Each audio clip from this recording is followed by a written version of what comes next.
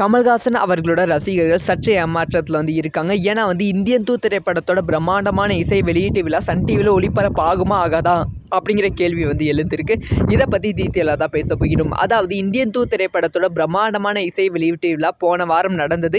இந்த இசை வெளியீட்டு விழாவில் லோகேஷ் கனகராஜ், நெல்சன் திலீப்குமார், அதுக்கப்புறமா கமல்ஹாசன், ஷங்கர், அனிருத் இந்த மாதிரி பயங்கர நட்சத்திர பட்டாளம் கலந்து கொண்டார்கள். ஸோ இந்த இசை வெளியீட்டு விழாவில் சில பேரால் மட்டும்தான் கலந்து கொள்ள முடிந்தது, சில பேரால் கலந்து கொள்ள முடியவில்லை. ஸோ இசை வெளியீட்டு விழா நேரில் பார்க்க முடியல, என்ன நம்ம சன் டிவியில் போடுவாங்க, அதில் நம்ம பார்த்துக்கலாம், இல்லை வேறு ஏதாவது சேனலில் போடுவாங்க அப்படின்னு சொல்லி எதிர்பார்த்தாங்க.